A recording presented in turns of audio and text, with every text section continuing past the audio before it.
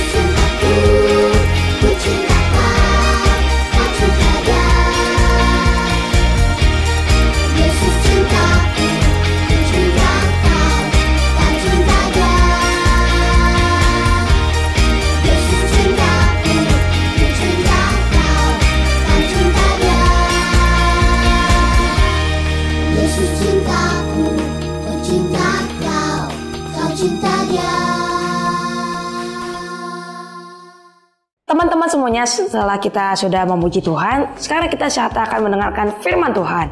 Sebelum itu, mari kita berdoa dulu. Ya Bapa, kami sudah memuji dan menyembah-Mu ya Tuhan. Biarlah sekarang kami mau mendengarkan firman-Mu. Biar firman-Mu dapat kami mengerti. Terima kasih Tuhan Yesus. Haleluya. Amin. Shalom adik-adik semuanya. Nah, hari ini kita kembali lagi untuk mendengarkan firman Tuhan adik-adik. Bulan-bulan ini dimana kita lagi belajar tentang buah-buah roh. Minggu lalu Kak Ima sudah share ya tentang murah hati. Dimana minggu lalu kita belajar dari sikap si orang Samaria yang baik hati ini. Dimana orang Samaria ini ia dengan tulus menolong orang yang saat itu sedang terluka adik-adik. Padahal waktu itu ada orang Lewi, ada seorang imam yang lewat. Tapi orang Samaria inilah yang menolong orang yang terluka pada saat itu adik-adik. Nah, hari ini kita akan belajar tentang kebaikan. Lanjutan dari buah roh setelah murah hati yaitu kebaikan. Nah, sebenarnya kebaikan itu hampir mirip adik-adik dengan murah hati. Oleh karena itu kita mau lihat dulu nih, apa sih kebaikan itu? Nah, kebaikan itu adalah perilaku yang membawa dampak positif bagi sesama kita. Nah, ketika kita melakukan hal-hal yang baik kepada orang lain merasakan dampaknya, itu disebut sebagai kebaikan adik-adik. Jadi kebaikan itu merupakan hal-hal yang baik, hal-hal yang positif ya, yang bawa dampak bagi sesama kita.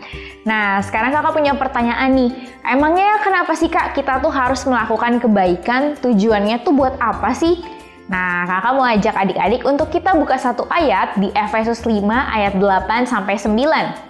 Memang dahulu kamu adalah kegelapan, tetapi sekarang kamu adalah terang di dalam Tuhan. Sebab itu hiduplah sebagai anak-anak terang, karena terang hanya berbuah kebaikan dan keadilan dan kebenaran. Nah, adik-adik coba kita lihat ya, dari ayat ini kita belajar ya, bahwa Tuhan bilang kamu itu dulu emang kegelapan, tapi sekarang kita ini adalah anak-anak terang. Tuhan Yesus sudah menebus dosa kita. Oleh karena itu sekarang kita sudah hidup di dalam terang. Sebagai anak-anak terang, kita pun harus melakukan hal-hal yang baik, melakukan kebenaran, melakukan kebaikan adik-adik. Jadi itu udah merupakan tanggung jawab dan kewajiban kita ya sebagai anak-anak Tuhan untuk melakukan kebaikan. Kayak misalnya nih ya, pohon apel ini adik-adik. Kalau misalnya kita lihat pohon apel itu pasti buahnya menghasilkan buah apel. Tidak mungkin pohon apel itu menghasilkan buah rambutan, buah pepaya, atau buah kelapa. Nggak mungkin ya. Nah, sama dengan hidup kita adik-adik. Ketika kita adalah anak-anak Tuhan, anak-anak terang, kita akan menghasilkan buah-buah kebaikan, buah-buah roh adik-adik. Sehingga orang lain yang ada di sekitar kita bisa merasakan dampaknya.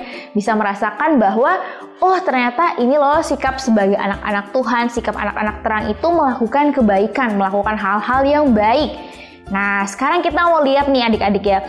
Salah satu kisah di Alkitab yang dia ini udah dijahatin sama saudara-saudaranya, tapi kita bisa belajar dari sikap hati dia.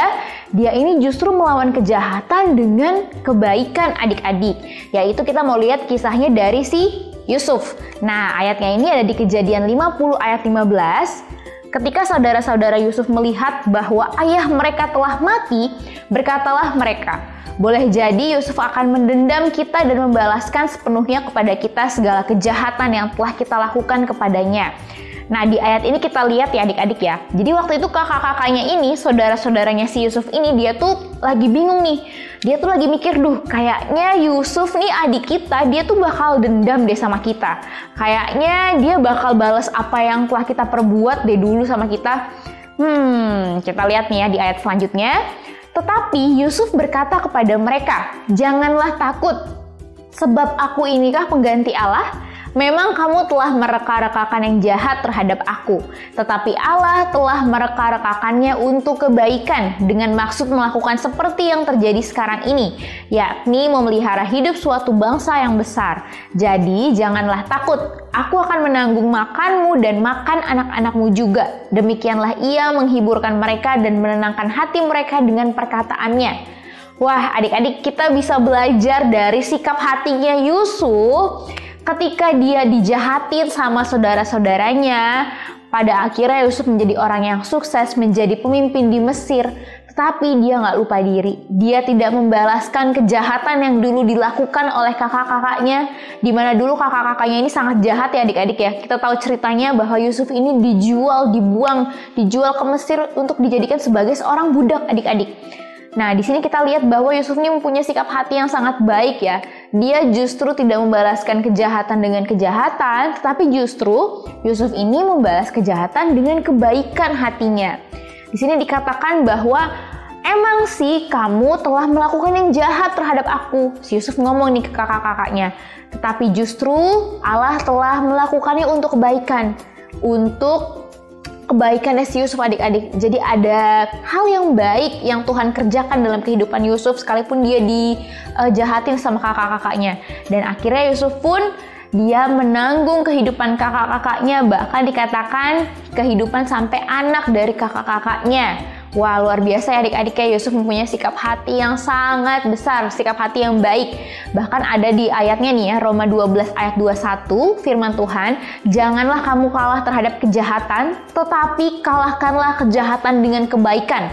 Nah, kita belajar nih ya pagi hari ini dari ayat ini adik-adik, bahwa kita harus mengalahkan kejahatan dengan kebaikan. Jangan sampai kita tertipu oleh tipu daya iblis, kita melawan kejahatan dengan kejahatan lagi. Wah, justru kita harus melawan kejahatan dengan kebaikan. Sekalipun mungkin orang lain melakukan hal yang buruk kepada kita, kita harus sadar dan kita harus belajar bahwa Tuhan punya rencana buat hidup kita. Tuhan pasti melakukan hal yang baik. Tuhan pasti akan membela kita. Jadi kita nggak perlu membalas kejahatan dengan kejahatan adik-adik. Nah, di sini kakak mau ajak untuk adik-adik kita semua sama-sama belajar praktek untuk melakukan kebaikan dari hal-hal yang kecil. Nah, contohnya yang pertama kita lihat yaitu dengan senyuman dan pujian.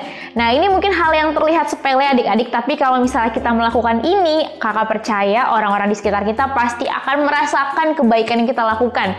Kita bisa memberikan senyuman dan juga pujian kepada orang-orang di sekitar kita. Kita bisa menyapa mereka, memuji mereka dengan senyuman. Kita bisa misalnya ngomong ke mereka, wah hari ini kamu keren banget loh. Wah hari ini baju yang kamu pakai bagus banget loh. Nah, seperti itu contohnya adik-adik.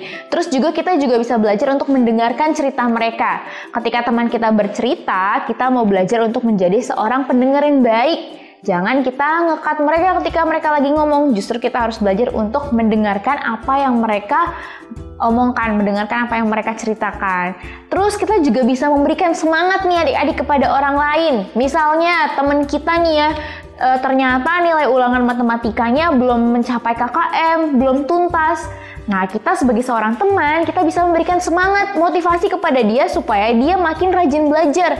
Jangan patah semangat. Terus juga kita yang keempat, bisa mengucapkan maaf ketika kita salah, meminta maaf, dan juga mengucapkan terima kasih dengan tulus. Ketika salah, nggak banyak kok adik-adik orang yang berani untuk minta maaf. Oleh karena itu kita mau praktek untuk melakukan kebaikan dengan cara berani untuk meminta maaf ketika salah dan juga mengucapkan terima kasih dengan tulus. Dan juga yang terakhir, kita juga bisa belajar melakukan kebaikan dengan membereskan makanan ketika kita selesai makan. Nah, entah itu di rumah kita makan atau di restoran, di luar, kita bisa belajar mulai dari hal-hal yang kecil. Kalau misalnya di rumah mungkin ketika habis makan, kita bisa taruh piringnya ke dapur, atau mungkin kita bisa cuci langsung piringnya ya. Atau juga kalau lagi di restoran kita makan, kita bisa tumpuk piringnya di tengah, kita melakukan kebaikan, membantu pelayannya supaya nggak kerepotan untuk beresinnya. Jadi adik-adik, kebaikan itu bisa dimulai dari hal-hal yang kecil. Oke, kita mau sama-sama belajar ya minggu ini untuk melakukan kebaikan sehingga orang-orang di sekitar kita dapat merasakan kebaikan yang kita lakukan dan nama Tuhan dipermuliakan lewat hal-hal yang kita kerjakan. Oke, minggu ini kita akan praktek untuk belajar melakukan kebaikan dari hal-hal yang kecil adik-adik. Sampai ketemu minggu depan, Tuhan Yesus memberkati. Teman-teman semuanya, setelah kita mendengarkan firman Tuhan, sekarang kita akan memberikan persembahan. Sebelum itu, mari kita berdoa. Terima kasih Tuhan, terima kasih Bapa. Sekarang kami sudah mendengarkan firman-Mu ya Tuhan, biar firman-Mu bisa berarti bagi kami. Sekarang kami mau memberikan persembahan kami ya Tuhan. Berkatilah persembahan kami. Terima kasih Bapa, hanya di dalam nama-Mu Tuhan Yesus. Amin. Selamat memberi.